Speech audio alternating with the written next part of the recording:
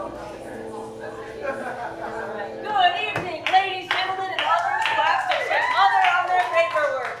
So, welcome to our pre-show first of Drag Taming of the Shrew. Are you excited to be here? Good to be here. All right, so we have some excellent acts. We've got a dance and drag number called So You Want to Marry Daisy. Next we have, and this is frightening, a clown that is not very nice for drag story time. I am so scared.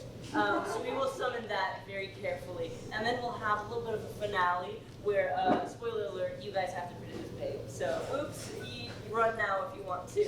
But to begin, let's have our artists for So You Want to Marry Daisy. Come on out here.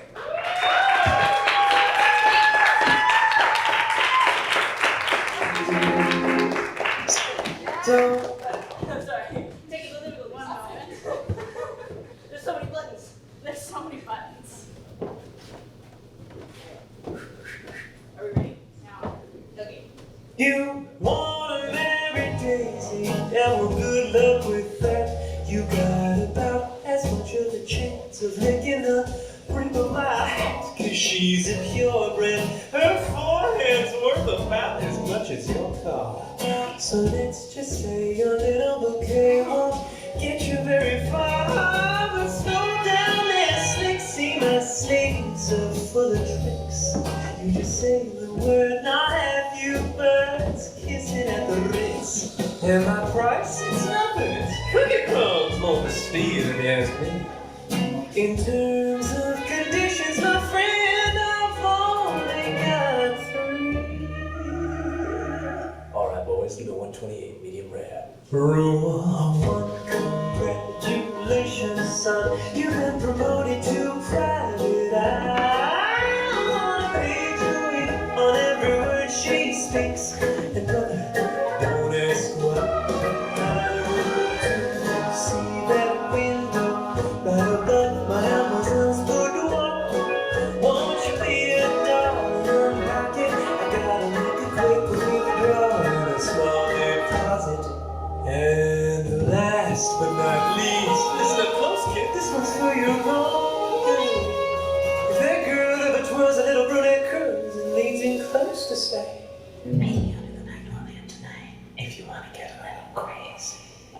You turn and run for the hills straight and fast. Because crazy Stacy's way of saying you'll end up playing on the wrong side of the grass.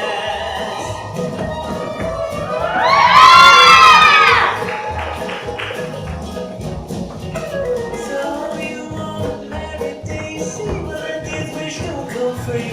But a wicked dream was a wicked scheme, that's the thing, it's you and me. She does it too. You need a green, and stealing from suckers like you. Stealing money. She's got a two-ply cream pie, high next degree in feasting on suckers. On suckers like you.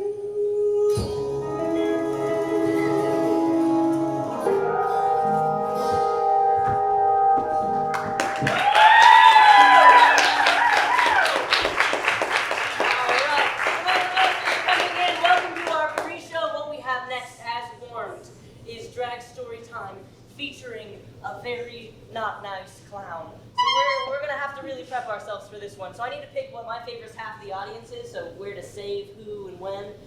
So when I gesture to you, I need you to make as much noise as you possibly can with whatever body part you so choose. Are you ready? Yeah!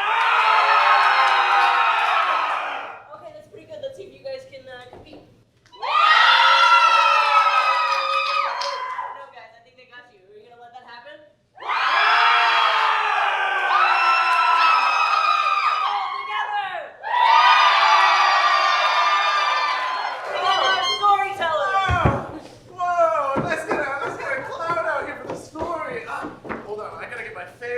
To share with you guys. I'll choose this one. All right. Which one is it? The Taming of the Shrew. But the one I'm going to read to you today is called, what's this? The Clown Who Was Also a Dick. Once upon a time, there was a clown. He was born in a tiny little town, hidden away by the trees, underneath a pile of leaves. He had 20 sisters and brothers, 4 dads and 6 mothers. In all the town, his house was so small, but because they're clowns, it fit them all. Our little clown, let's call him Joe. I say, hi, Joe. Hi, Joe. One day at school, had made a foe. They fought, and they clocked, and they kicked, and they screamed until Joe and his foe had both become mean. Well, the teacher said, stop! What's all this mess? What's in the way of you acting your best?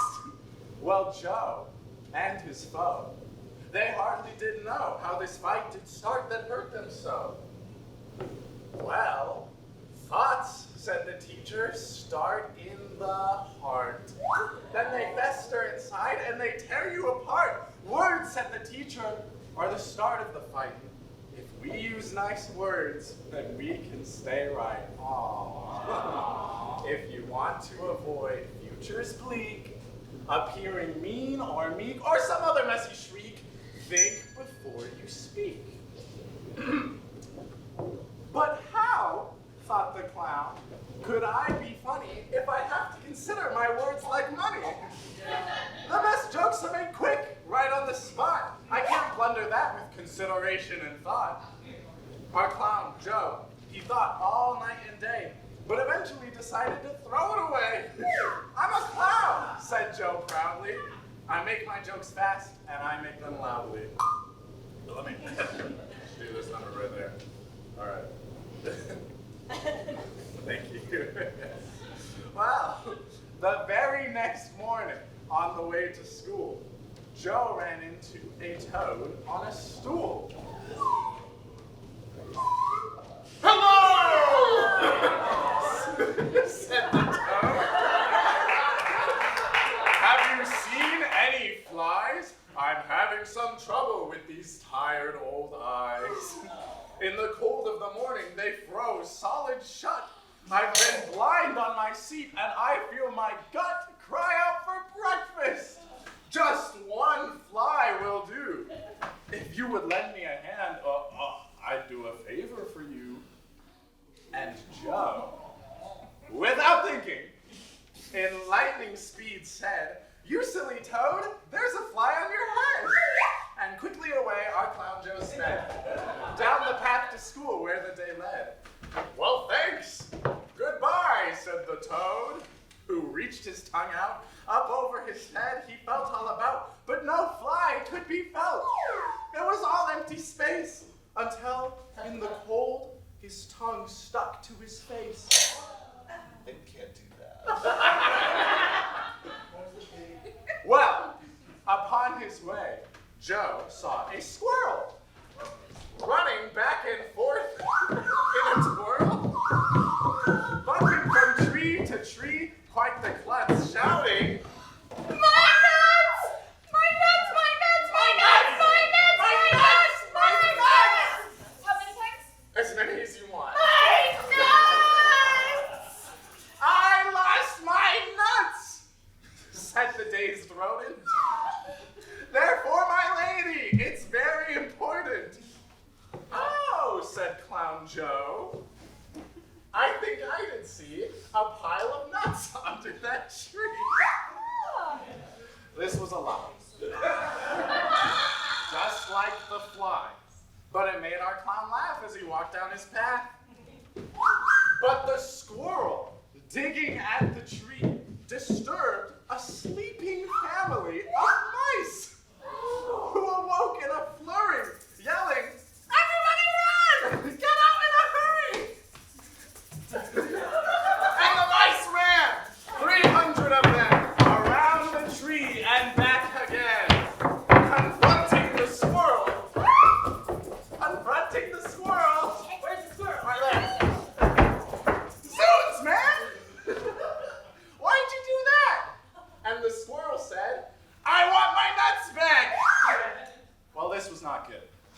and all understood that the clown had stirred some trouble in the neighborhood. Jeez. Silly clown. Almost at school, Joe crossed a pond. There was a fish in it. Hello, said Joe as of fish he was fond. Glug, glug, glug, glug, glug, said the fish, as he did not know English. You talk funny, said our clown to his friend. But those words went straight to our little fishy's head. Glub, glub, glub, glub, glub, said the fish right back to Joe, to which our clown shrugged and away to go. The fish died from sadness.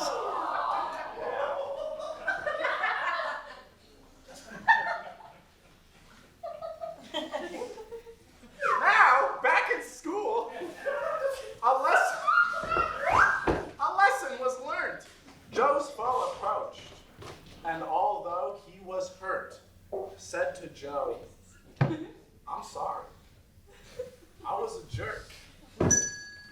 And all Joe said, with no sorry returned, that's okay, we're all kind of turds. I know. You're telling me. The frog starved to death. The squirrel was left by his lady. 300 mice left homeless, and the fish in a shady grave. This was Clown Joe's mistake. And although he never paid the price, all of this tragedy could have been avoided if he only spoke nice.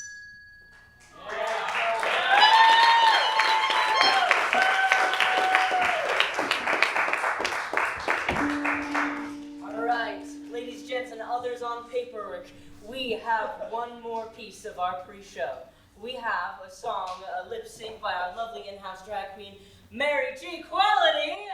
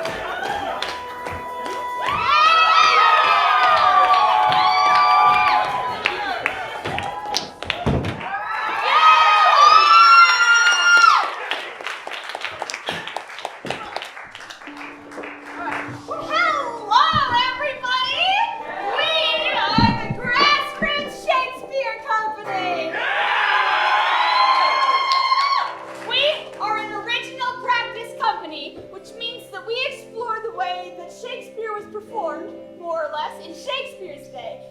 And tonight, you are seeing the Grassroots Shakespeare Company's first ever all-drag show. Now, Mary, would you like to tell us a bit about why we would do that? I would love to, Rachel. Back in Shakespeare's day, women were not allowed to perform on the stage. Right. But that meant that consequently, all of Shakespeare's iconic heroines were generally played by men and boys cinched and padded into wigs and gowns, farthingales. I just like saying that word. But the more important, that became known as drag in the English theatrical tradition. And it has now evolved to become what you see today, where drag is not simply men dressing as women, though that does still happen, but it's a celebration of all kinds of self-expression. And so our kings, queens, and other things are excited to bring you drag of today, meeting drag of the past. That's called original practice. And another part of original practice is that we have no director. What? Well, Shakespeare's company, the King's Men, had no director, and so likewise, we staged this production collaboratively. It also means no designers. Every costume or prop that you see on stage was either found or created by each individual actor for their individual parts. It also means very limited rehearsal time. In Shakespeare's day, they often met the day off to learn the dances or the fights. Likewise, we put this together in the bare minimum of 2 weeks. Music, song, and dance were central to Elizabethan theaters. You've seen our incredible pre-show that we didn't make out in 10 minutes. You'll hear live music and sound effects throughout the entire show, thanks to Alex and Mary. And we also are going to do a jig at the end of the show, so sorry. Doubling! You may notice that many of our actors are playing multiple parts. Wow! Also, we've cut and squeezed the play down to accommodate our humble cast of 9. An empty stage! Back in Shakespeare's day, all they performed on was a wooden platform with either a bench, a rock, or a tree to decorate the stage so the audience could use their imagination. But the most important part of an Elizabethan show was the audience. That's Shakespeare's Globe held 3,000 wild and crazy fans, and for them going to see a play was more like seeing a rock concert, a wrestling match, and Beyonce tickets all rolled into one. So, that means we need an audience Of Elizabethan proportions. Let me through your best groundling cheer. 1, 2, 3. Alright now, if you see something you like, you will. And if you see something you don't like, you will. And if you see something you think is cute, you can. Yes! And if an actor asks you a question, you can and should. Yes! Especially because this is a drag show. Even if an actor isn't directly talking to you, you still can and should. Yes! So, without any further ado, the Grassroots Shakespeare Company proudly presents the Taming of the Shrew!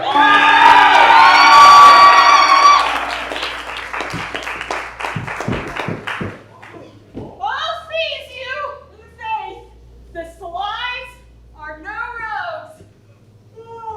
Therefore, pocus palabras.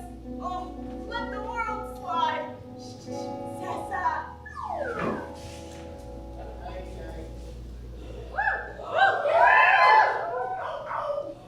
What's here? One dead? Drunk? Sirs? A monstrous beast, how like a swine he lies. I will practice on this drunken man. What think you if he were conveyed to bed, wrapped in sweet clothes, rings put upon his fingers? Would not the beggar then forget himself? Yeah. Well then take him up and manage well the jest. Carry him gently to my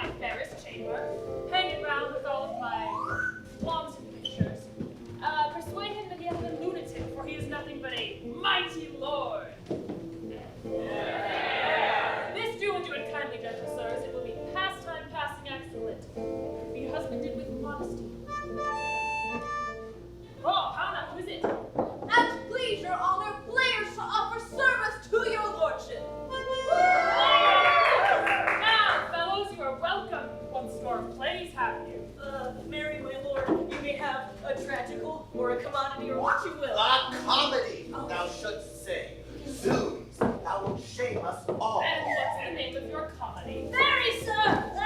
It is called The Taming of a Shrew. It's a good lesson, sir, for those of us that are married men, sir. The Taming of the Shrew. That's excellent, sure. Go see that you make you ready straight, for you must play before our Lord tonight. Say that you are his men, and I your fellow.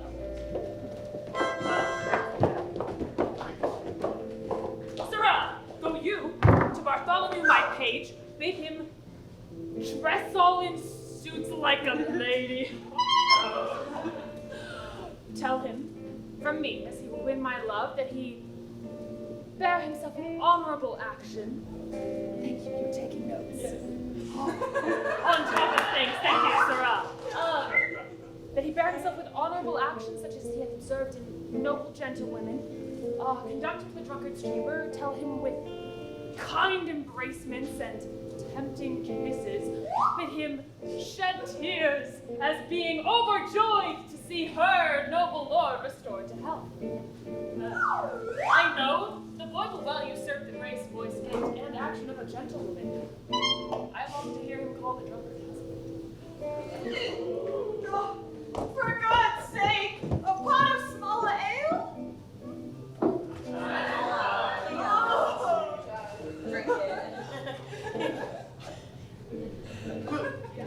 What brings your honor where today? I am Christopher Sly. Call me not honor. Oh, what it is to see such a noble man infused with so foul a spirit. What? Would you make me mad? No. Am I not Christopher Sly? By birth, a peddler. By education, a card maker. By transmutation, a bear herd. And now, by present profession, a tinker. Oh, this is it that makes your lady more. Oh, banish hence these abject, lowly dreams, for thou art a lord and nothing but a lord. Am I a lord? And have I such a lady? I do not dream. I see, I hear, I speak. Upon my life, I am a lord indeed, and am not a tinker nor Christopher Sly. Well, bring our lady hither to our sight. Oh, how we joy to see your wit restored. These 15 years you have been in a dream. These 15 years! Oh, by my faith, a goodly nap.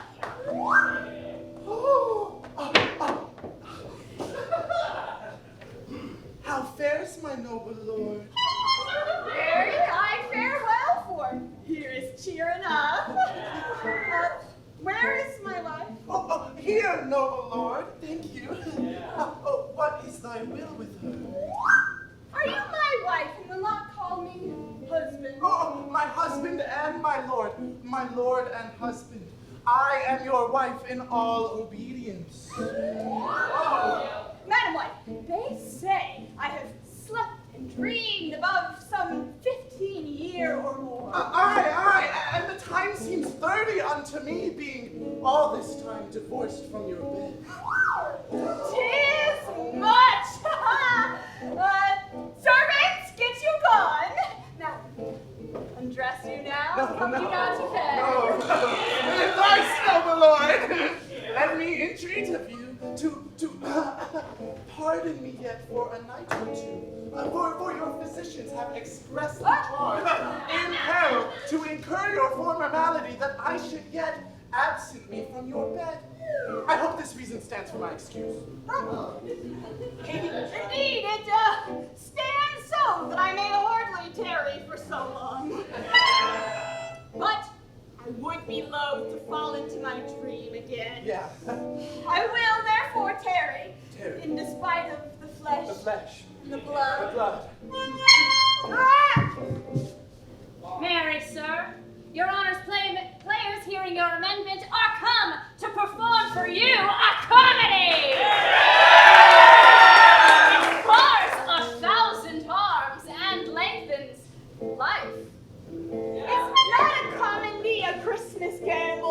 for a tumbling trick.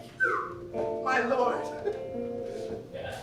it is more pleasing stuff. Come, where be the players? Stand by me and we'll flout the players out of their coats. I'll call them, my lord. Ho, where are you there?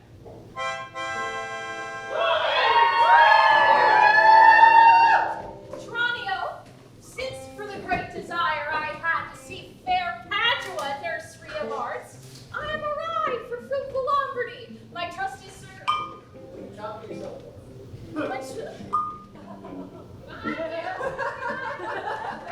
I see my boy. Where's my boy?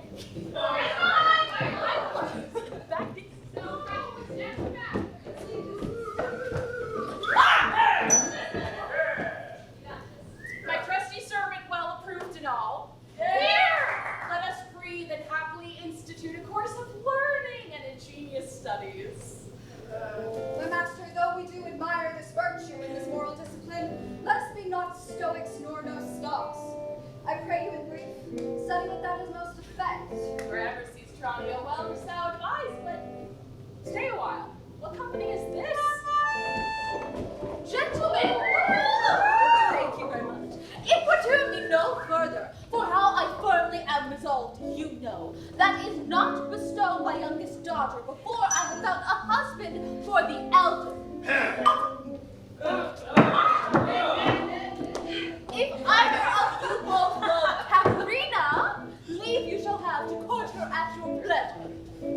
I pray you, sir, is it your will to make a sale of me amongst these mates?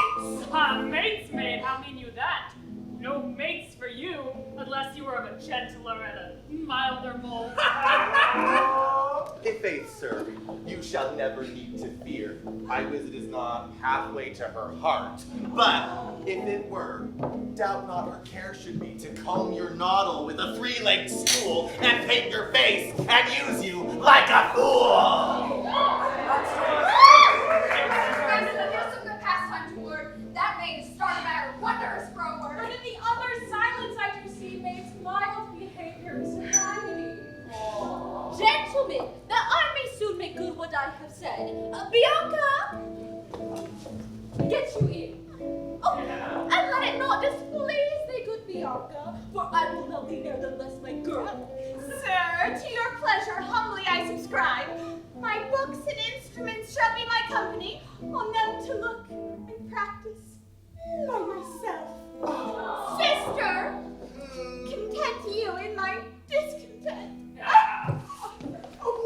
Why will you mew her up, Signor Baptista, to this fiend of hell, and make her bear the penance of her tongue?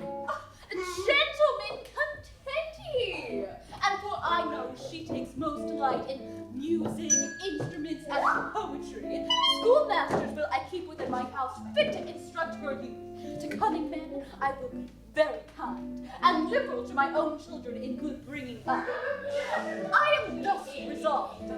Katherina, you may stay, for I have more to commune with Bianca.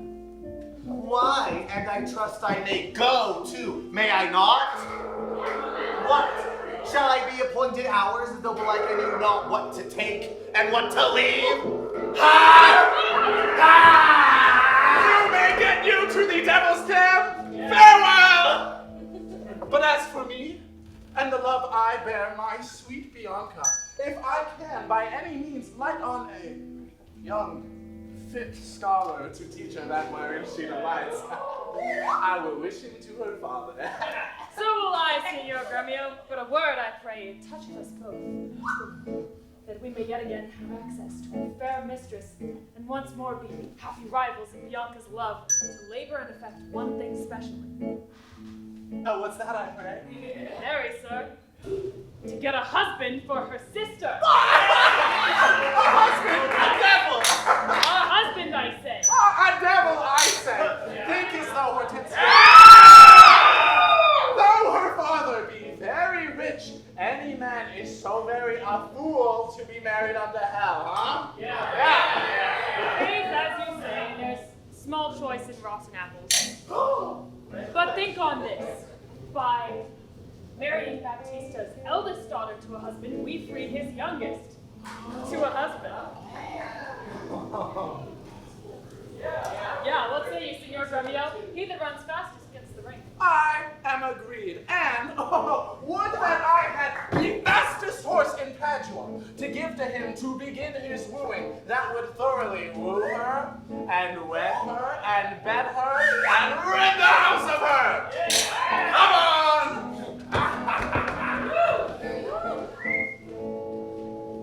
Tell me, master, is it possible that love should of a sudden take such hold? Oh, Tranio, till I found it to be true, I never thought it possible or likely. But see, while idly I stood looking on, I found the effect of love in idleness. Tranio, I burn. I pine. I perish, Tranio.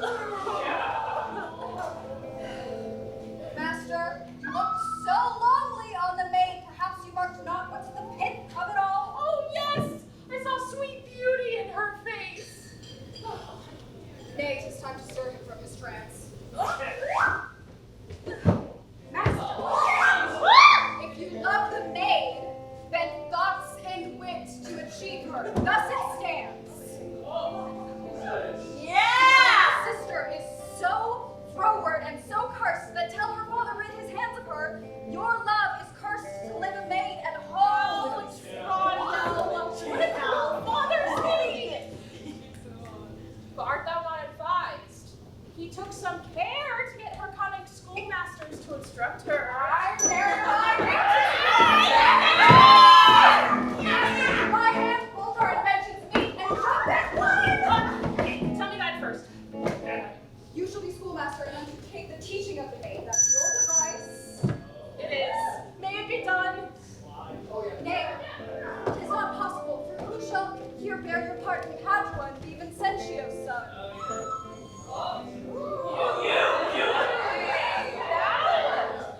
Shalt be master in my stead. Keep house and court and servant as I should. 'Tis hatched and shall be so at once, Tranio. Unloose thee, take my colored hat and cloak. Just like I pretend to be Lucentio, for so well I love Lucentio. Oh, Tranio, be so because Lucentio loves.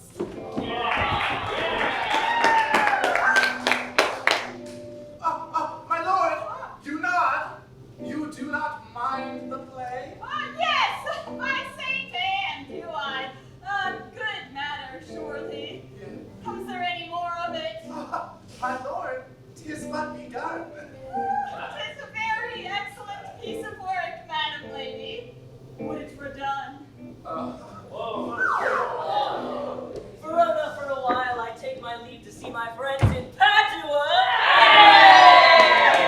One of all my best beloved and approved friend, Hortensio, and I trow this is his house.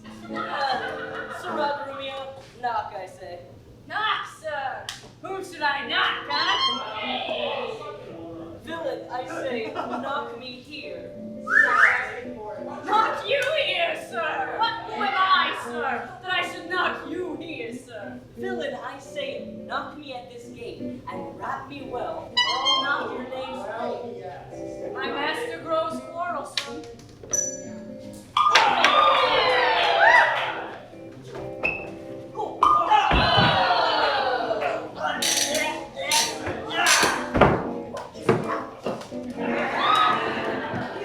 How now? What's the matter?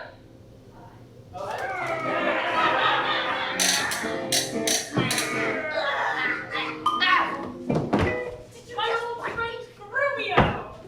And my good friend Petruchio! Verona! Senseless villain, I beg the rascal knock upon your gate. At the gate! Sirrah, spake you not plainly these words? Knock me well, knock me here, knock me soundly! And come you now with speaking knock at the gate? Villain, be gone, or talk not, I advise you. Why, this is a heavy chance twixt him and you, your ancient, trusty, pleasant servant Grumio. Now tell me, sweet friend, what happy gale blows you here to Padua from blows men throughout the world to seek their fortunes farther than at home. Betwixt such friends as we, few words suffice. Therefore, if thou knowest one rich enough to be Petruchio's wife, I come to wife it wealthily in Padua. If wealthily, then happily in Padua. Nay, sir, he tells you flatly what his mind is. Why, give him gold enough and marry him to a puppet, or an aglet baby, or an old trot with nary a tooth in her head. No, she hath as many diseases as 52 horses. Why, nothing comes amiss, so money comes with all. Yeah. I can, Petruchio, help thee to a wife with wealth enough and young and beauteous. Her only fault, that is false enough, is that she is intolerable curse. And shrewd and froward, so beyond all measure that were my state far worse than it is, I would let her for mine own. Hortensio, peace, thou knowest not gold's effect. Therefore I will board her, though she chide as loud as thunder and autumn clouds crack. Give me your father's name, 'tis enough. Her father's name is Baptista Manola, an affable and a courteous gentleman. Her name is Katherina Manola, renowned in Padua for her cursed tongue. I will not sleep, Hortensio, until I see her. Terry, Petruchio, I must go with thee, for in Baptista's keep my treasure is his youngest daughter. Beautiful and young. Suppose it anything impossible, that ever Katherina would be wooed. Therefore this order hath Baptista ta'en, that none shall have access to Bianca until Katherina the Cursed hath got a husband. Katherina the Cursed! A title for a maid of all titles, the worst.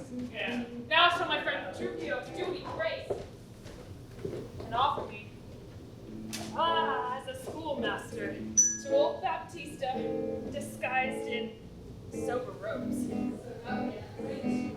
as a musician to instruct Bianca. That by this device I may at last have leave and leisure to make love to her. Master, look about you. Who goes there, huh? Peace, Grumio, it is the rival to my love. Oh, proper stripling and amorous. What will you read to her? Whate'er I read to her, I'll plead for you. Yea, and perhaps with more successful words than you, unless you were a scholar, sir. This learning, what a thing it is! Oh, this woodcock, what an ass it is. Grumio, come! God save you, Signor Gremio. And you are well met, Signor Hortensio. Trow you whither I am going? To Baptista Manola's house, where I have promised to carefully inquire about a schoolmaster for the fair Bianca. And by some good fortune, I have lighted well on this young man, well read in poetry. 'Tis well that I have met a gentleman, a fine musician, who will instruct our mistress. But Grumio, you're Grumio. Gremio, that's an amusing god. Gremio, 'tis now no time to vent our love. Why? I'll tell you in a second, I've forgotten the line. We can help you with that. Here is a gentleman.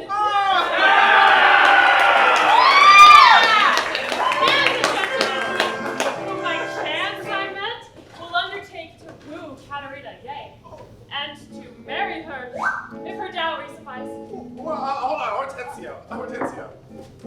Have you told him all her faults? Thinkest thou little did him daunt mine ear? Have I not in a pitched battle heard loud clarions, name speeds, and trumpets play? And do you tell me of a woman's tongue that cannot give half so great a blow to hear as does a chestnut in a farmer's fire? Tush, tush, fear boys with bugs.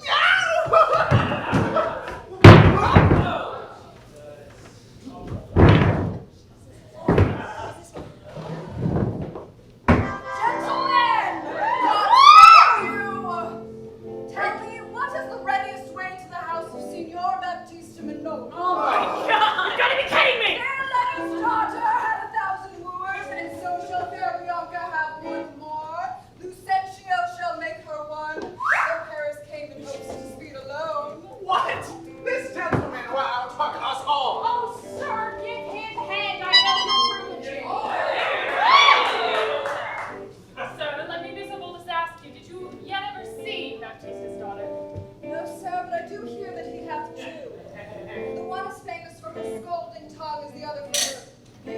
modesty. Sir, the first is for me. Let her go by his younger daughter whom you hearken for. Her father keeps it home from access of all suitors until the elder sister first be wed. Well, gentlemen, if you have one to set us all and me amongst the rest, let us contrive this afternoon. What rouses your mistress health?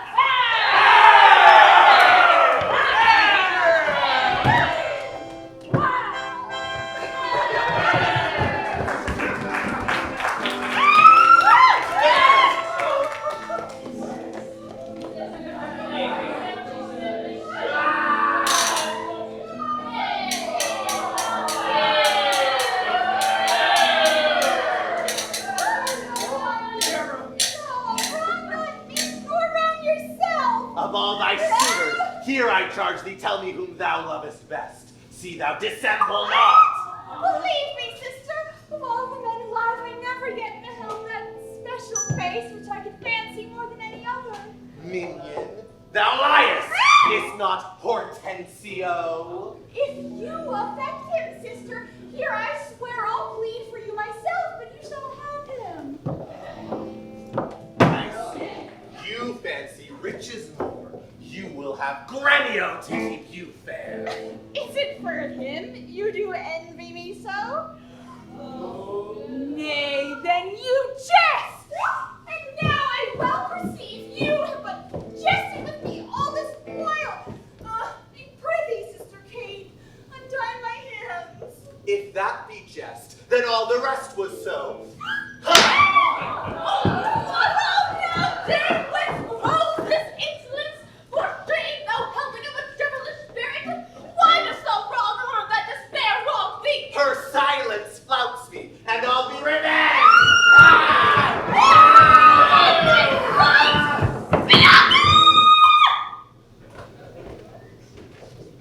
Get me! What?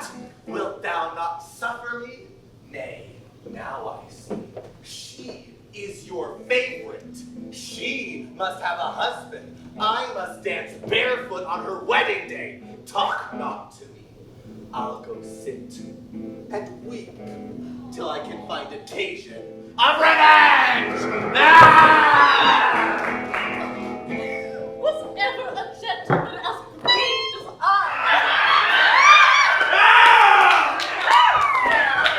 Who comes here? God save you, gentlemen! And you, good sir, pray, have you not a daughter called Katherina, fair and virtuous? I have a daughter, sir, called Katherina. You are too blunt. Go to it orderly. You do wrong me, Signor Gremio. I'm a gentleman, sir, of Verona, that hearing of her beauty and her wit, her affability, her bashful modesty, am bold to show myself a forward guest within your home, to make mine eye the witness of that report which I so oft have heard. And as entrance to my entertainment, I do present you with a man of mind to instruct her fully in those sciences, whereof I know she is not ignorant. His name is Lucentio. Liccio? Born in Mantua.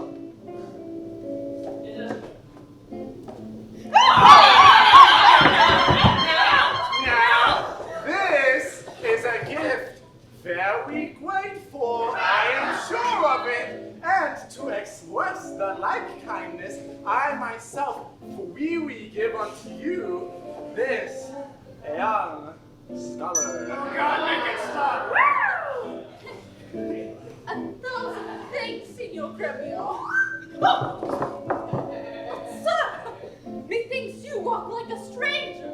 May I be so bold as to know the cause of your coming? Well, the boldness is mine own, that being a stranger in your city, I do put myself forward as a suitor to your daughter Bianca, fair and virtuous. Ah, Lucentio is your name. Of whence, I pray? Of Pisa, sir, son to Lucentio.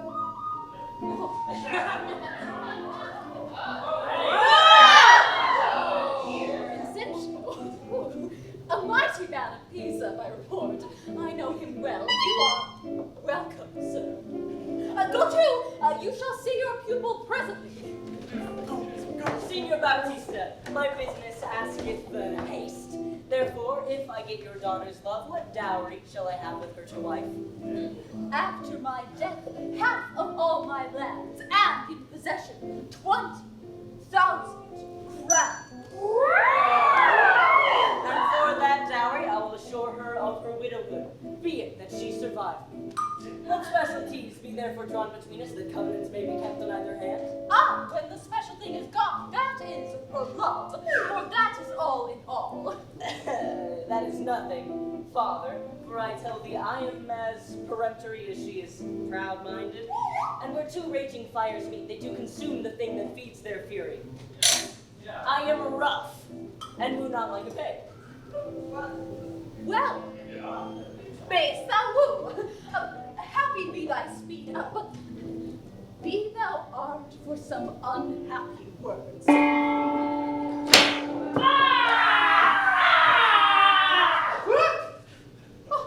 Oh, now, friend, why dost thou look so pale? For the fear, I promise you, if I look pale. What, will my daughter prove a good musician? I think she'll sooner prove a soldier. Why, canst thou not break her to the lute? Why not? For she hasn't broke the lute to me. For the world, this is a lusty wench. I love her 10 times more than e'er I did. Signor Petruchio, will you go with us, or shall I send my daughter Kate to you? Oh, I pray you do. I'll attend her here. And woo her with some spirit when she comes. Say that she rail. I'll tell her plain she sings as sweetly as a nightingale. Say that she do bid me pack. I'll give her thanks. And if she deny me wed, I'll crave the day when I shall ask the bands and when to be married. Ooh, here she comes. And now, Petruchio, speak. Good morrow. Kate, for I hear that is your name. Well, have you heard but something hard of hearing? They call me Katherina, that do talk of me. You lie. In faith, you are called plain Kate, Vaughn Kate, sometimes Kate the Cursed, but Kate, the prettiest Kate in Christendom. Kate of Kate Hall, the super dainty Kate, and hearing like mildness praised in every town, thy virtues talked on, thy beauty sounded. I myself am moved to be for my wife. Moved in good time, let him that moved you hither remove you hence. I knew you at the first. You were immovable. Why, what's immovable? A joined stool. Ah, thou hast hit it. Come, sit on me. Asses were made to bear, and so are you. Women are made to bear, and so are you. No such jade as you, if me you mean. Oh, alas, good Kate, I will not burden thee, knowing thee to be but young and light. Too light for such a swing as you to catch, and yet as heavy as my weight should be. Now, O wasp, in faith you are too angry. If I be waspish, best beware my sting. My remedy then, to pluck it out. Aye, if the fool can find it where it lies. Who knowest not where a wasp doth wear his sting? In his tail. In his tongue. Whose tongue? Yours, if you talk of tails, and so farewell. Oh, good lady, with my tongue in your tail. I am a gentleman. That ought you wait. Kill him!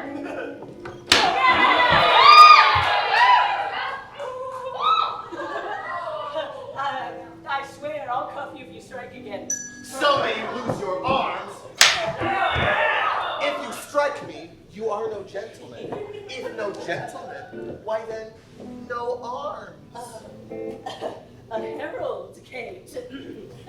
Put me on thy books. What is your crest, a coxcomb? A combless cock, so Kate will be my head. No cock of mine. You crow too like a craven. Yo! Come, Get us out. come. Be not sour. 'Tis my fashion when I see a crab. There is no crab. And therefore look not sour. There is. Then show it me. Had I a glass, I would. What? You mean my face? Well aimed of such a young one. Oh, by St. George, I am too young for you. Yet you are withered. 'Tis with cares. I care not. Oh, good lady, in truth, you seem not so. I shake you if I dare. Let me go. Not a wit. I find you passing gentle. 'Twas told me that you were rough and coy and sullen, but I find you a very liar, for thou art pleasant, handsome, passing, yet slow in speech. Yet sweet as springtime flowers. Where did you study all this goodly speech? 'Tis extempore from my mother wit. Ah, a witty mother and a witless son. Am I not wise? Yes, keep you warm. Ah, Mary Kate, so I means to. In thy bed. Kind of forward, don't you think? Setting all this chat aside, thus in plain terms, your father hath consented that you shall be my wife, your dowry agreed on, and, well, will you, nill you, I will marry you.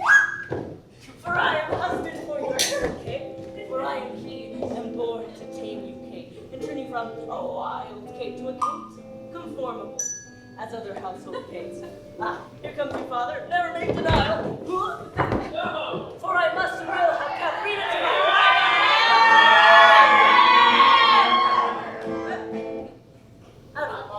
Signor Petruchio, how speed you with my daughter? How but well, sir, how but well. 'Twere impossible I should speed amiss. How now, daughter Katherina, is your dust? Call you me daughter? You have shown tender fatherly regard to wish me wed to one half lunatic, a madcap ruffian, and a swearing jack who thinks with oaths to face the matter out. Father, 'tis thus, yourself and all the world that talked of her have talked amiss of her. And to conclude, we got along so well together that on Sunday is the wedding day. I'll see thee hanged on Sunday first. Nay, this be thy speeding. Good night, Harper. Oh, 'twas bargained, twixt us twain being alone, that she shall still be cursed. In company, I tell thee, 'tis incredible to believe how much she loves me. Oh, the kindest Kate, she hung about my neck. And kiss on kiss, she followed so fast, protesting oath on oath, and in a twain, she won me to her love. Give me thy hand, Kate. I will on to Venice to purchase apparel against the wedding day. Father, provide the feast and bid the guest. I'm sure my Katherina shall be fine. I know not what to say. Give me your hand. Oh, God give you joy, son Petruchio. 'Tis a match. I will be witness. Father and wife and gentlemen, adieu. We shall have rings and things of fine array. Oh. Kiss me, Kate. We shall be married this Sunday.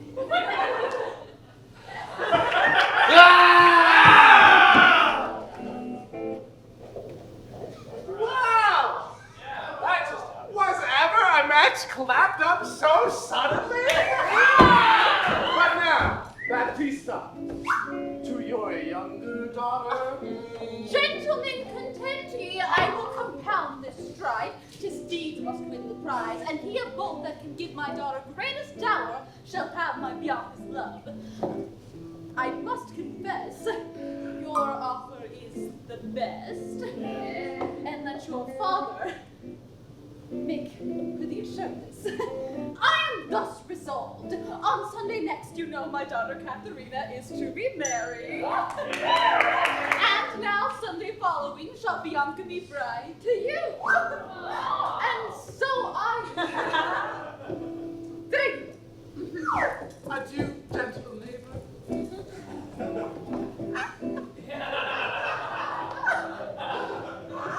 No! I feel thee not! An old Italian fox is not so kind. Oh.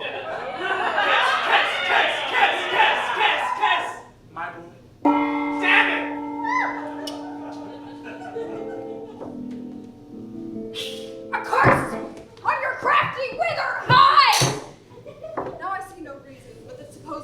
Lucentio must get a father, supposed Vincentio, to give Baptista and Manola assurances. And that's a wonder, for fathers do often get their children, but in this case of wooing, a child must find a sire if I fail not in my cooning. Fiddler, forbear, you grow too forward, sir. Wrangling pedant, this is the patroness of heavenly harmony.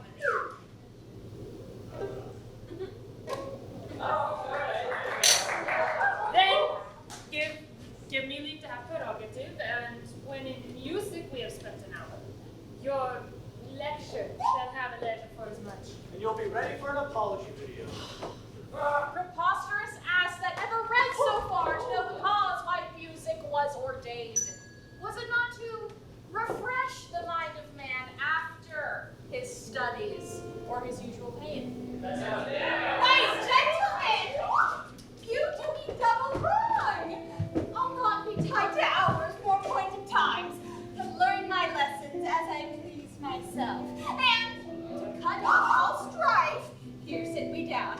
Take you your instrument, play you the whiles. His lecture will be done ere you have two.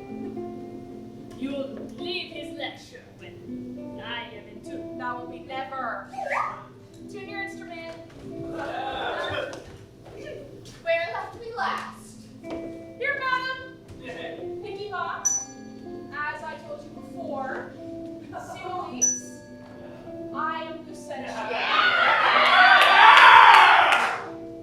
King est, son unto Vincentio of Pisa.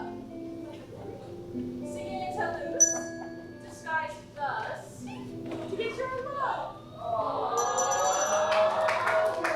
King Stenerot, and that Lucentio that comes a wooing, Priami. It's my man Tranio. Regia, buried my port.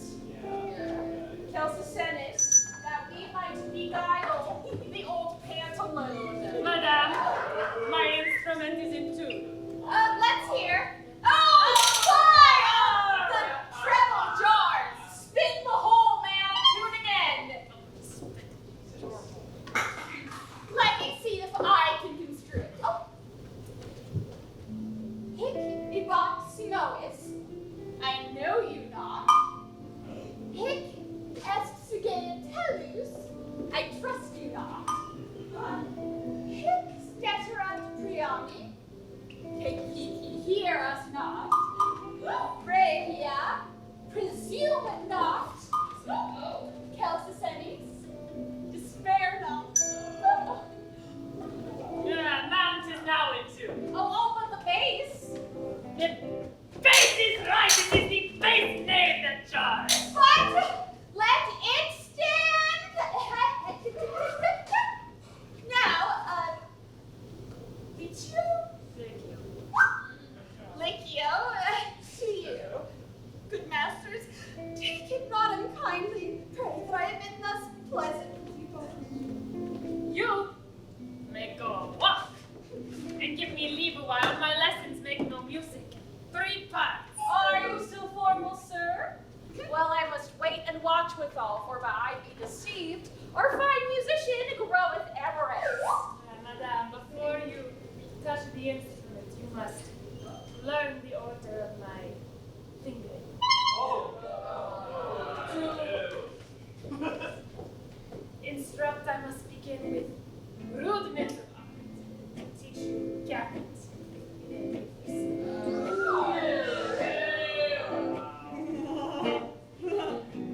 I am past my gamut long ago. Yet, read the gamut of Hortensio.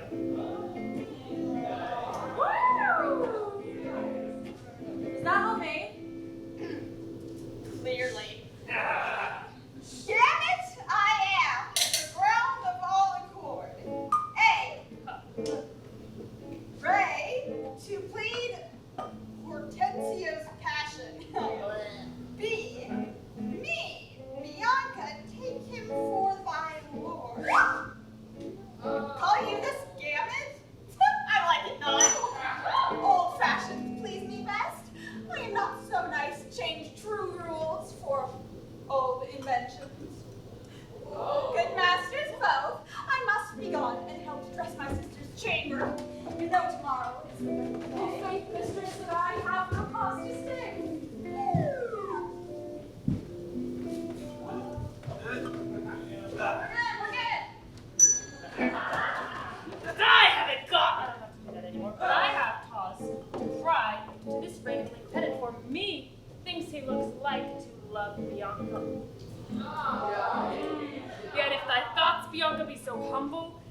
cast thy wandering eyes on every stale. Seize me that list, for if once I find thee ranging, Hortensio will be hit with thee by changes. Damn it! Did I miss something? No, I missed the kiss! Good show! Signor Lucentio, today is the appointed day that Signor Petruchio and Katherina should be married, and yet we hear not of our son-in-law. What says Lucentio of this shame of ours? No shame but mine!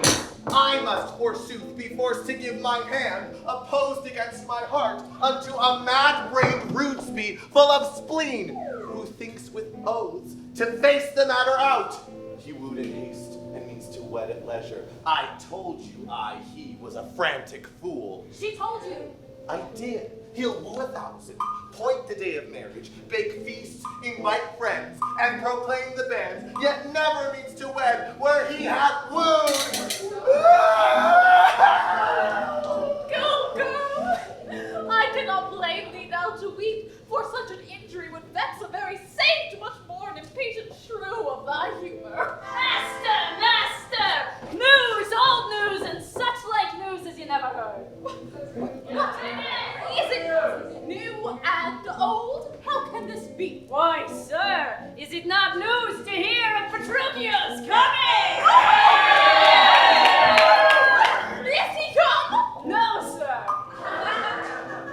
Then what? He is coming. When will he be here? Why, when he stands where I am, he sees you there.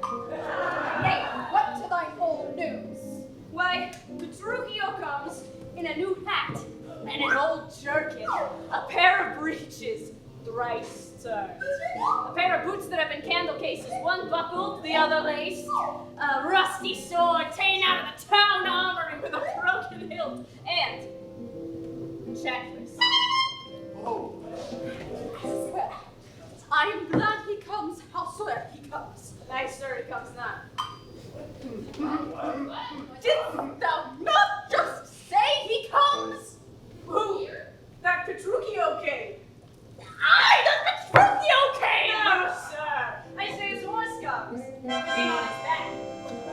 You saw. Where be these gallons? Who's at home? Where is Kate? Where is my lovely bride? And wherefore gaze this goodly company as if you beheld such a monument, a comet or unusual prodigy? Sir, you know this is your wedding day. I think it looks good. Everyone in favor say aye! First we were sad that you would not come.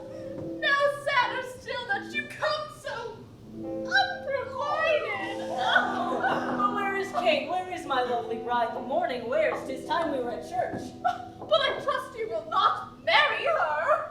Good sooth, even thus, to me she's married, not unto my club. I've done with words. What a fool I am to stop and chat with you when I should bid good morrow to my lovely bride and seal the title with a lovely kiss. I'll after him and see the event of this.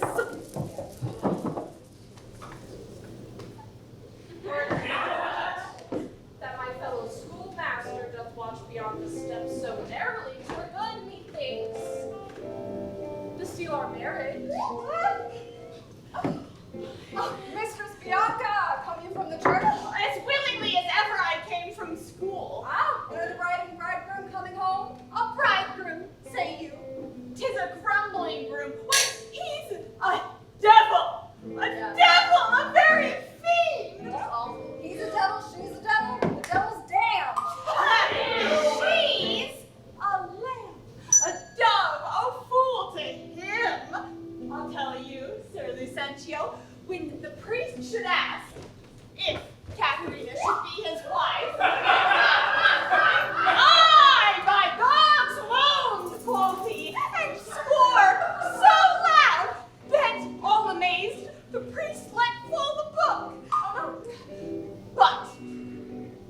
after many ceremonies done, he calls for wine. A health, quoth he, as if he had been on board carousing his mates after a storm, quaffed off the muscadel, and threw the sops all in the sexton's face. This done, he took the bride by the neck, kissed her lips with such a clamorous smack, that in the parting all the church did echo, and I, seeing this, came thence for very shame. Such a mad marriage never was before. That's rough. That's horrible. Gentlemen and friends, I thank you for your pains. I know you think to dine with me today, but 'tis such my haste doth call me hence. Dine with my father, drink a health to me! But I must away. Farewell to you all. Let us entreat you stay until after dinner. It may not be. Let me entreat you. It cannot be. Let me entreat you. I am content. Are you content to stay? Oh, I am content you do entreat me stay, and yet not stay. Entreat me how you can. Now, if you love me, stay. Well, Grumio, my horse. Aye, sir, they be ready. The oats have eaten the horses.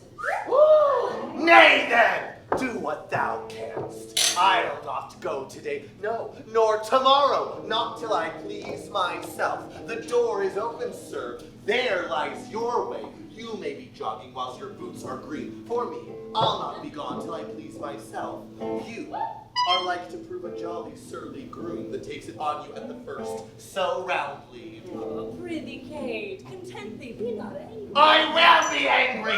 What hast thou to do? Father, be quiet. He shall stay at my leisure. I'm very sorry now it begins to work. Gentlemen, forward to the bridal dinner. I see a woman may be made a fool if she had not a spirit to resist. They go, Kate, at thy command. Obey the bride, you that attend on her. Be mad, or merry, or hang yourself. But as for my bonny Kate, she must with me. I'll bring my face against the proud sea that stops my way in Padua. Grumio, draw forth thy weapon, we are beset with thieves. Rescue thy mistress if you be a man. Fear not, sweet wench.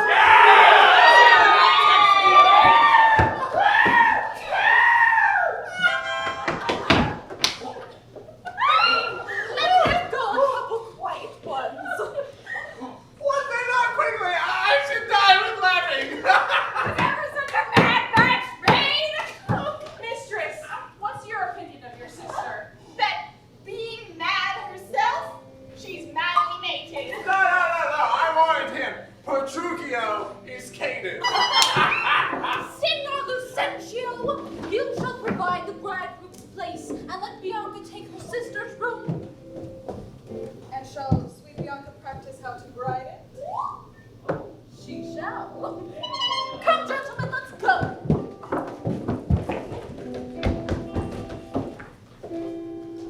Fine. Oh my God, I broke the fucking chair. None of you saw that! Was ever a man so beaten? Was ever a man so weary? I am sent before them to make a fire, and they are coming after to warm them. Now, were I not a little hot, and soon hot, my very lips would freeze to my teeth ere I come by a fire after me. I first know this. My horse is tired. My master and my mistress fallen out of their saddles and into the dirt, and thereby hangs a tale. Hadst thou not crossed me, thou wouldst have known. Oh, I'm so sorry. You're a clumsy one today. I'm always a clumsy one. All right, fair point.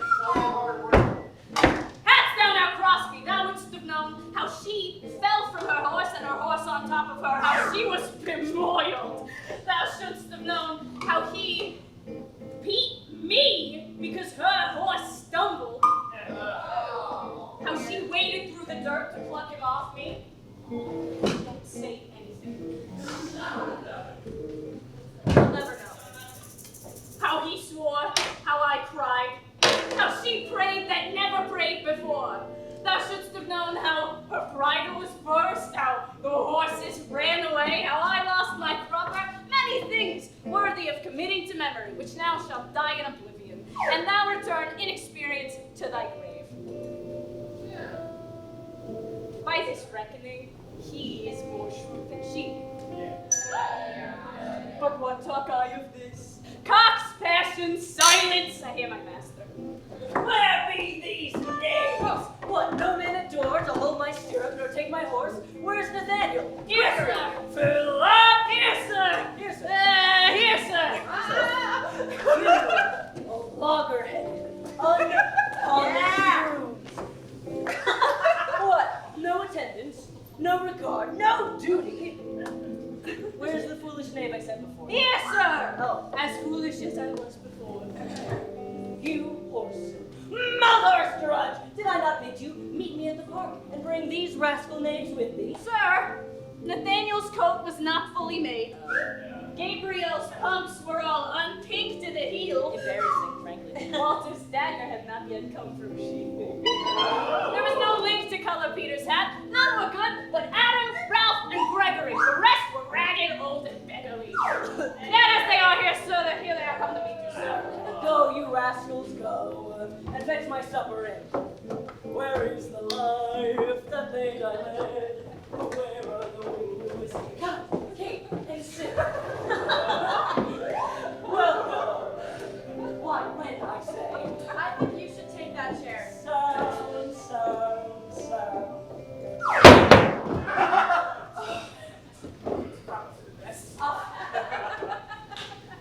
Off with the boots, you rogues. You rascal, what? You plucked my foot around here. Take this, and mend the plucking off of the other. Nay, Kate, be merry. Welcome heartily. Shall we have some water here? Where are my slippers? Some water here. Come, Kate, and wash. And welcome heartily. What, you rascal, you let it fall? Patience! I pray you. 'Twas a thought unwilling. You beetle-headed, flat-eared knave! Kate, I know you have a stomach. Shall you give grace or shall I? What's this? It's your slippers. Mutton! Aye! Who bought it? Aye! 'Tis burnt, and so is all the meat! Where's the rascal cook? Come take it. Treacherous cooks and all! I pray you, husband! Be not so disquiet. The meat was well enough if you were so contented. 'Twas burnt, I tell thee, Kate. 'Twas burnt and dried away, and I expressly am forbid to touch it, for it engenders choler, plaintive, anger, and 'twere better we both should fast than feed it with such over-roasted flesh. Be patient, Kate. Tomorrow it shall be mended. Tonight we fast.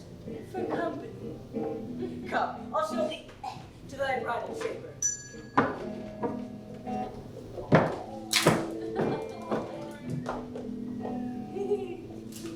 And thus politically I've begun my reign. Yeah, it's good. 'Tis my hope it should end successfully. As with the meat, some undeserved fault I'll find about the making of the bed. And there, ruffling the pillow, and there the sheets. Sorry. To conclude, she'll watch all night, and should she chance to nod, I'll rail and brawl. But this is a way to kill a wife with kindness, and thus I'll curb her mad and headstrong humor. He who knows better to tame a shrew, now let him speak. I know better. You guys are making a lot of sense. Just charity to show. Huh.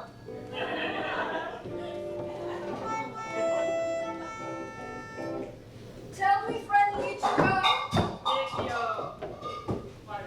is there any other than Lucentio that Bianca loves? Impossible. Sir, to satisfy you in what I have said, stand by and mark the manner of his teaching. Oh, mistress. Copy you in what you read? What, master? Read you. First resolve read that. Oh, I read heart, love. And may you prove, sir, master of your art. Oh, while you, sweet dear, mistress of my heart.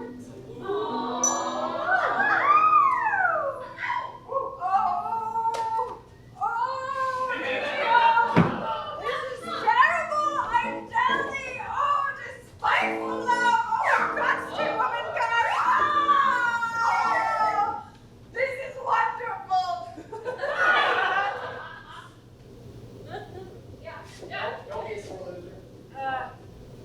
Sir, mistake no more. I am not Petruchio, nor a musician as I seem. No, sir, that I call Hortensio. Oh, Hortensio! I've often heard of your entire love for Mistress Bianca. I am prepared, having seen her likeness with mine own eyes, to forswear her and her love forever, if you be so contented. Here is my hand, and here I firmly vow never to woo her more, but to forswear her. 3 days hence, I will be married to a wealthy widow who hath loved me.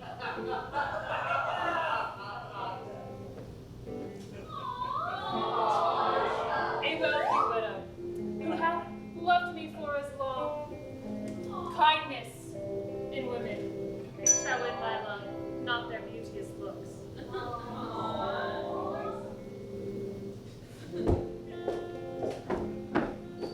Mistress Bianca! Bless you in such case, as long as to a lover's best case, I have forsworn you with Hortensio. Tranio, you jest. What? Have you both forsworn me? I We are rid of Lucentio. Legio! Yes, we moved to a wealthy widow in 3 days. God give him joy. Oh, but stay, good master. At last I spy an ancient angel coming down the hill. We'll serve the turn. I'll make him glad to see Lucentio and give Baptista Manola assurances. Hail, good master! Tell me, what countryman? God save you, sir, of Mantua. Of Mantua! Oh no! 'Tis death to anyone of Mantua to come to Padua. You are newly arrived, or else you would have heard it proclaimed about. Wait, know you one Lucentio? Know him, sir, no, but I have heard of him, and a merchant of incomparable wealth. Marry, sir, he is my father, and doth bear some resemblance to you. In this extremity, his name and credit you shall undertake to save your life. If this be courtesy, sir, accept of it. Oh, good sir, I do, and ever repute you as the patron of my life and liberty. Go with me and make it good.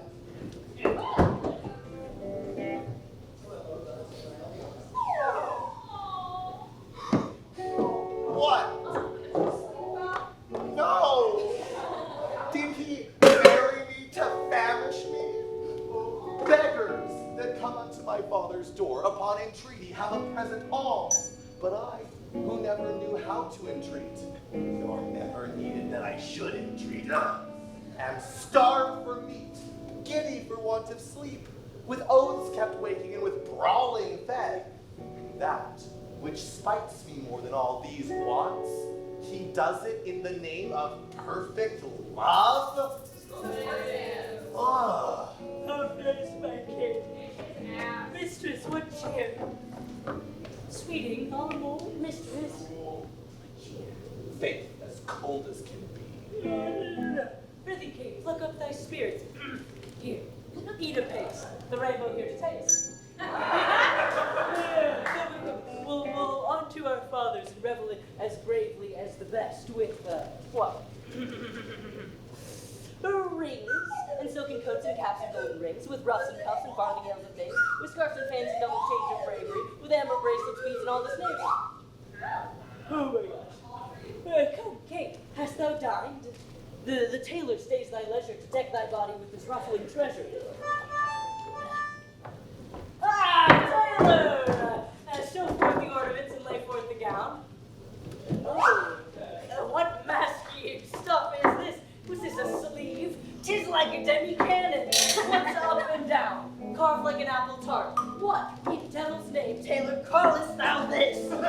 Bid me make it orderly and well according to the fashion at the time. Aye, so I did. But if you be remembered, I did not bid you orange at the time. Is it 2001? I'll have none of it. Why, sir? I trust I may have leave to speak, and speak I will. Your betters have endured me say my mind. If you cannot, best you stop your ears. I never saw a better fashioned gown. More pleasing, nor more commendable. Belike you mean to make a puppet of me. Quite true, he means to make a puppet of you. She says your worship means to make a puppet of her. Monstrous arrogance. Thou thread, thou thimble. What, bring me the skein of thread in mine own home? Thou quantity, thou remnant. I say I, that thou hast marred her gown. No, your worship is deceived. The gown is made just as my master had direction. Grumio gave order how it should be done. I never gave an order. I gave him the stuff. But how did you desire it should be made? Very slow with a needle and thread. But did you not request to have it cut?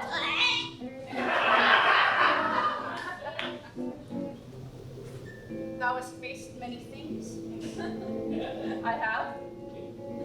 Face not me. Thou hast braved many things. Brave not me. I'll be not faced, not brave. I tell you plainly, sir, I had your master cut the gown out. I did not bid him cut it to pieces. Ergo, thou liest.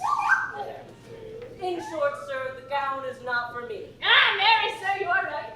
It's for my mistress.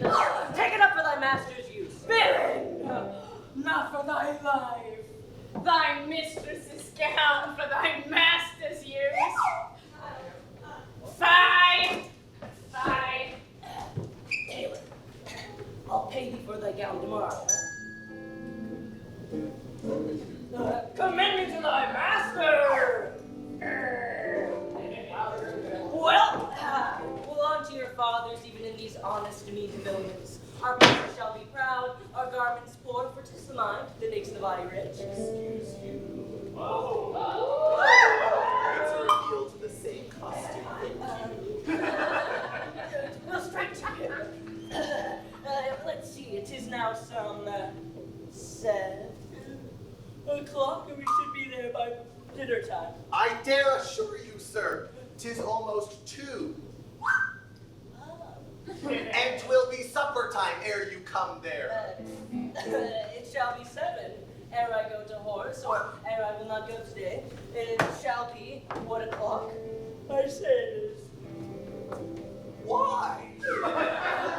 This gallant will command the sun. God, idiot. Come on, once more to our fathers. Oh, mercy, God, how brightly shines the moon. The moon.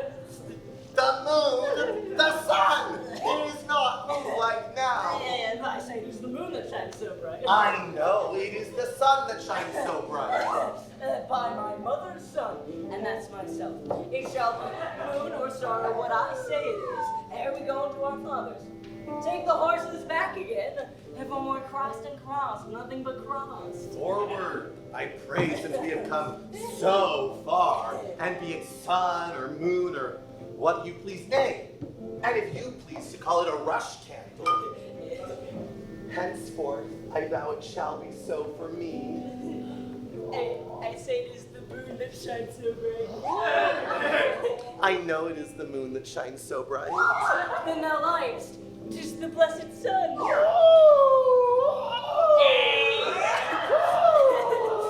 Then God be blessed, it is the blessed sun. But sun it is not when you say it is not. And the moon changes even as your mind. What you will have it named, even that it is. And so it shall be so for Katherina. Forward, once more to our father. Oh, company comes here. Good morrow, gentle mistress. Where away? Okay, tell me truly, hast thou beheld a fresher gentlewoman? Okay, disgrace her for her beauty's sake. Young, budding, virgin. Fair and fresh and sweet. Whither away, or where is thy abode? Happy the parents of so fair a child. Happier the man whom favorable stars allot thee. Happy bedfellow. Cave! I hope thou art not mad. This is a man. Old, withered, wrinkled, faded. Hold on Pardon, old father, my mistaking eyes that have been so bedazzled with the sun that everything they look on seemeth green.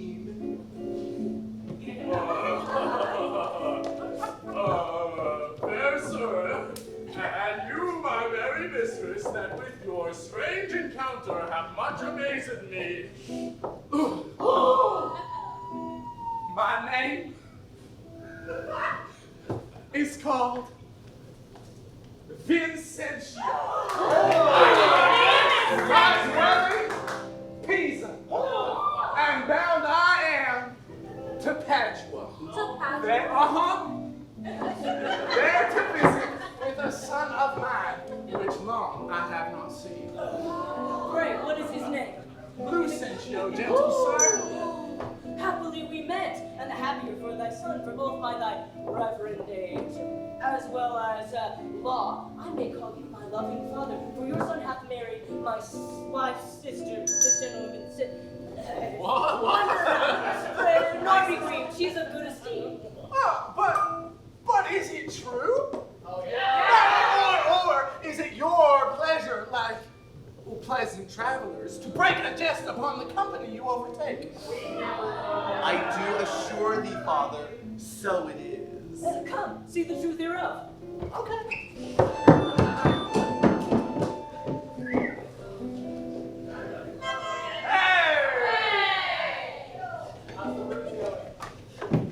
So please, quickly, sir, the priest is ready. Oh, my fly, Tranio.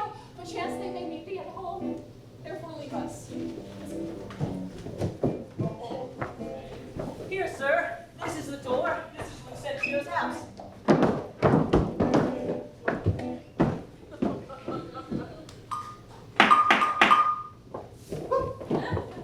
What? He that knocks as he would beat down the gate?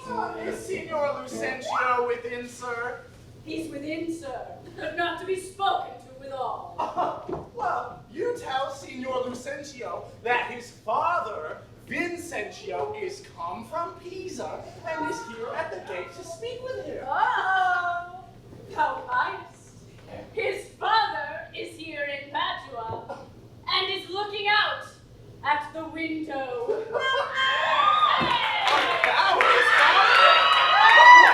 Aye, sir, so his mother tells me if she may be believed. Why, this is flat knavery to take upon thee another man's name. Kate, let's stand aside to see the end of this controversy. Why, sir, what are you? What am I, sir? Nay, what are you, sir? My Billy! Oh, immortal gods! A silken dumpling, a velvet hose, a scarlet cloak, and a captain's hat! Oh, I am undone! I am undone!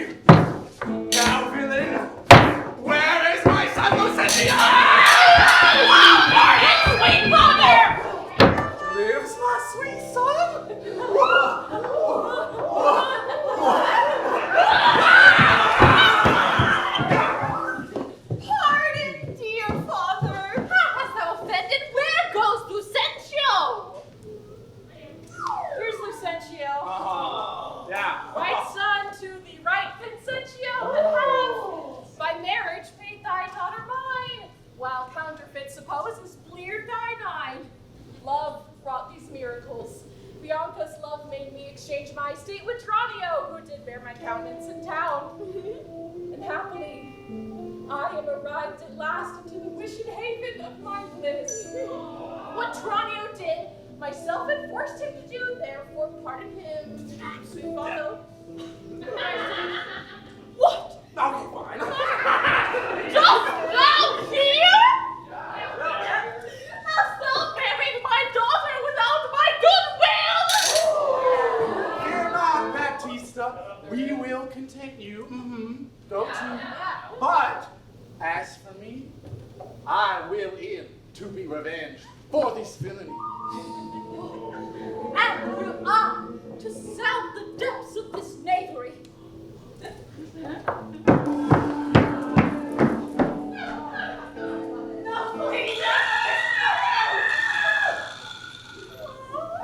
Look not pale, Bianca. Thy father will not frown.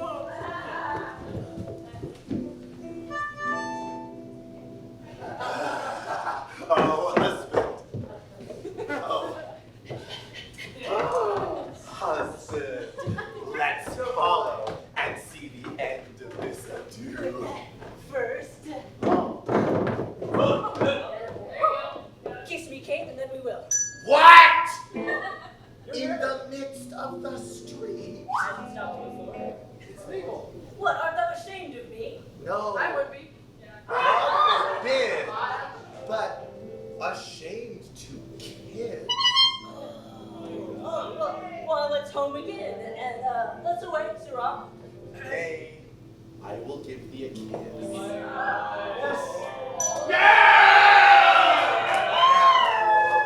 Pray thee, love, stay.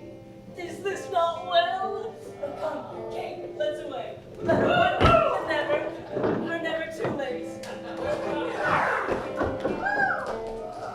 Who's within there?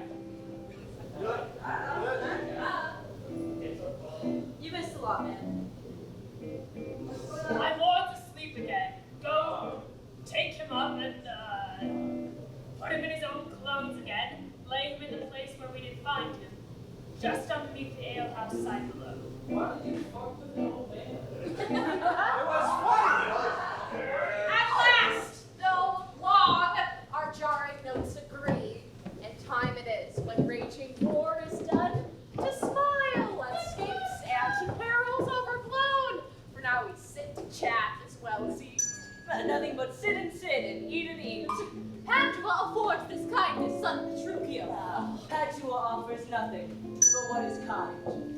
Would for both our sakes that word were true. Hortensio fears his widow. He that is giddy.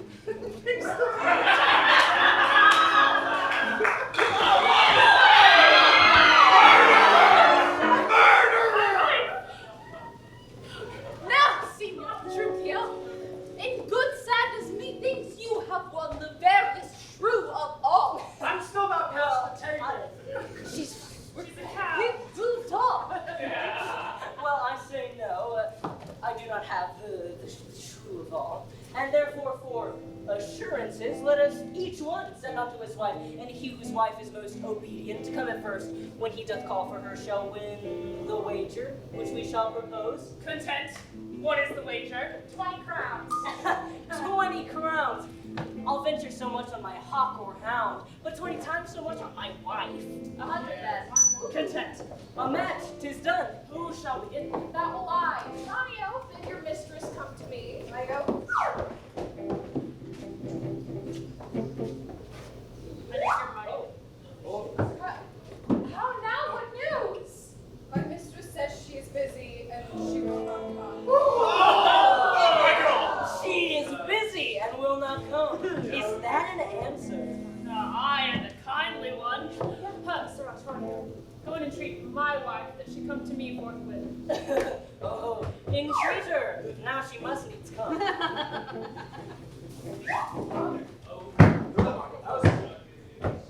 What the teddy bear do? Your wife says you have some goodly jest in hand. It's you. Come to her. Worse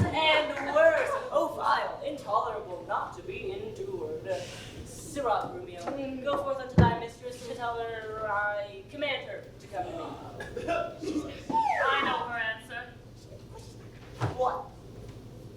She will not come.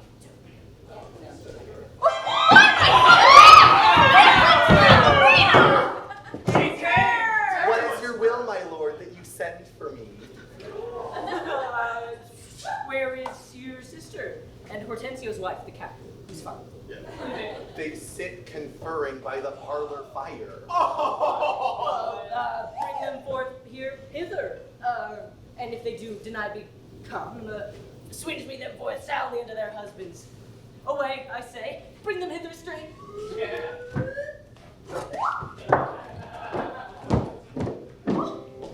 Fair befall thee, son Petruchio.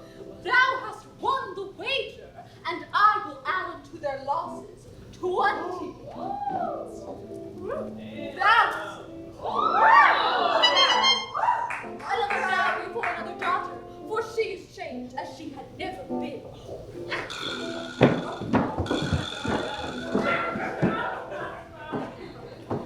Lord, never give me such a cause to sigh till I be brought to such a silly pass. Why, what a foolish beauty call you this? I would that your duty were foolish too. The wisdom of your duty, fair Bianca, hath cost me 100 crowns since supper time. The more fool you for betting on my duty. Catherine, I charge thee to tell these headstrong women what duty it is they do owe their lords and husbands. Come, you're mocking. We'll have no telling. Fine! Unkind brow, and are not scornful glances from those eyes.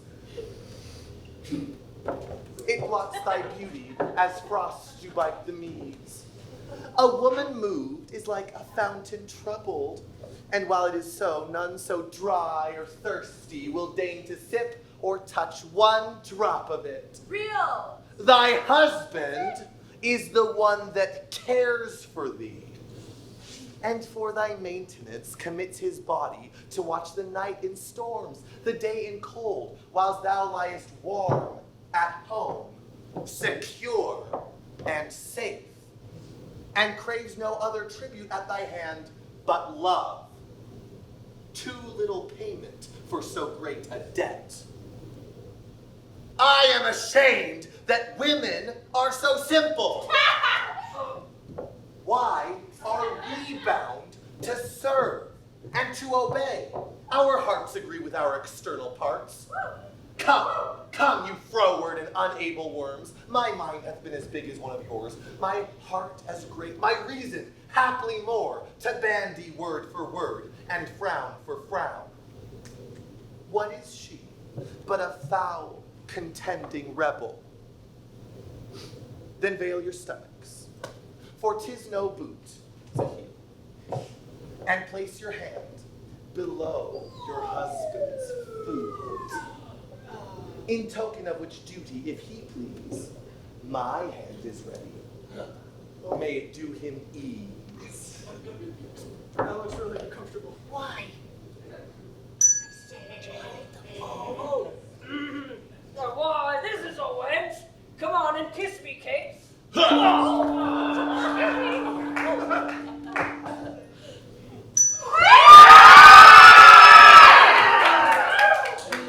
Kate, let's to bed.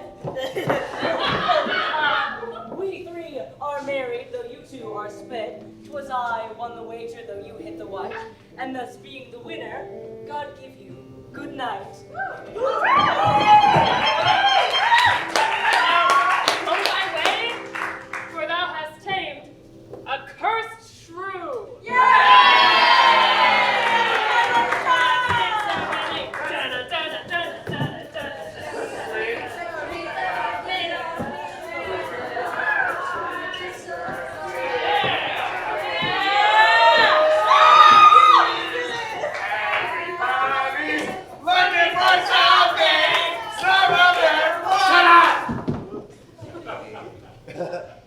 'Tis 10 to 1 this play can never please all that are here. Some come to take their ease and sleep an act or two.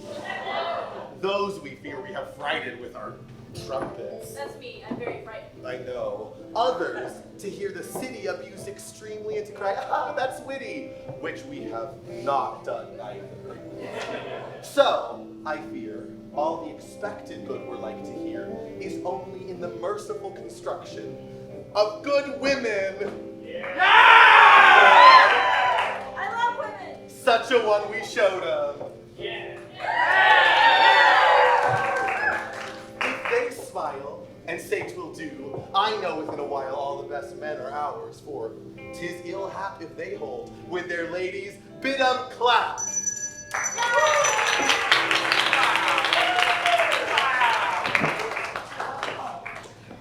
All forgot about the frame and device.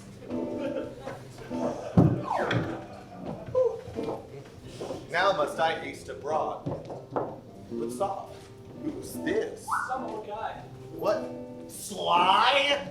Oh, wondrous. What? How? Sly? Oh, for shame. What's all the players gone? Am I not a lord? A lord with a Maurin? It's a funny, it means diseases. Come, art thou drunken still? Who's this? Tapster? Oh, Lord Seer! Thou hast waked me out of the bravest dream I ever had in all my life. I'm very slucky, but you had best get you home. Your wife will curse you for dreaming here tonight. Yeah. Will she? Yeah.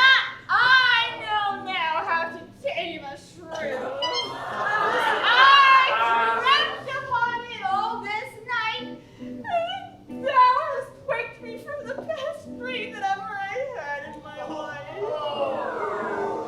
Nay, tarry, Sly. I will go home with thee and hear the rest that thou hast dreamt tonight.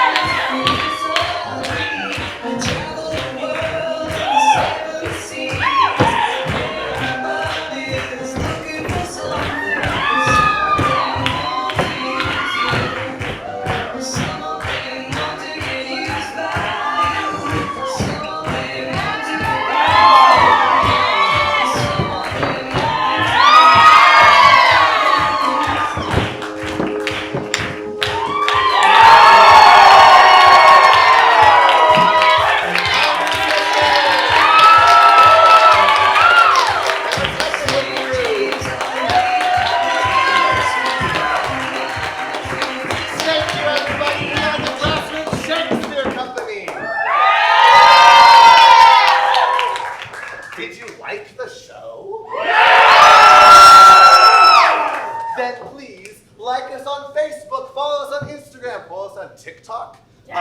You should follow us on TikTok, actually. Viral status, I've decided. Not a big deal. That is the best way that you can stay up to date with all the events we have coming up as a company. And there's a lot of events. Because we have our Halloween show coming up. I think you can guess when that will be happening. December. October. Oh. Yes. Anyway, I shall not name it in this place, partially for spiritual reasons, but more importantly, as an incentive for you to go check it out on our social medias or on our website, grassroots-shakespeare.com. Also, if you want to see another show, you actually can see another show literally next Saturday. You remember this, right? Daisy, I'm looking at you. We're doing Hamlet again. No, I forgot, honestly. Yeah, no. Yeah, It's no. on my calendar, though, so like it's Yeah, gonna it'll be fine. Anyway, no. I haven't been plugging this to anyone else, but anyway, we're doing Hamlet 2 more times. This is part of our educational tour, so if you want to support us doing educational things. It's a 5-person cast performing the entirety of Hamlet, which is just as insane as it sounds, and also very good. Like, not drag, like I'm bragging, it's really good. Yeah, that one we've worked on somehow both more and less than everything we do, but that's the way it goes. Because I'm calling this a segue, it's not a very good one, but because we are a non-profit company. That means we're able to do productions like this, and as well as our educational tour that I'm plugging, our Halloween show. Also, come see us at FanX. We'll be at FanX. If you're going to be at FanX, Paneling. we're paneling. We have a booth. Whoa, something's happening. You guys are getting laid. Just what I've always So the point is, we can do this stuff because of grants Grants, yes, and grants. stuff like that. Yeah, okay. We receive a lot of grants, so thanks to those places, but most importantly, to the donations and the patronage of viewers like you. So, if you liked the show, and I heard that you did, you should go follow us on all the social medias and come to all the other things we have coming up. Hamlet will be at a park in American Fork. There are details of that somewhere, I'm sure. Yeah, sure. Someone who isn't me will put it on our Text me, Yeah. you all have my number. All right. Anyway, Thank you. Thank you. I did like this team. You are wonderful, and thank you. This is our final performance. But was recorded, so maybe keep an eye out on those platforms. Hey, Trey, how can we donate? You can give us money. I mean, they did pay us tickets. We have a Venmo as a company. A classic tradition of drag, which we didn't want to really push for because this is ticketed, but it is tipping. So if you have any soggy singles or 20s, Dry ones, 50s. hundreds. Anyway, you can give us your own money. Thank you. Yeah, we have Venmo. Someone was talking about a donate button. But yeah, if you want to give us more money, I have a card thingy-doodle if you want. we have a card reader. We'll take as much of your money as you're going to part with. As a non-profit theater company, our beloved Grassroots truck broke a bunch and it cost a lot of money, so we slightly need help, but also, y'all turned up for this show, which is helping just by being here. But if you want more, there is a lot of room in my cleavage, so. Yeah.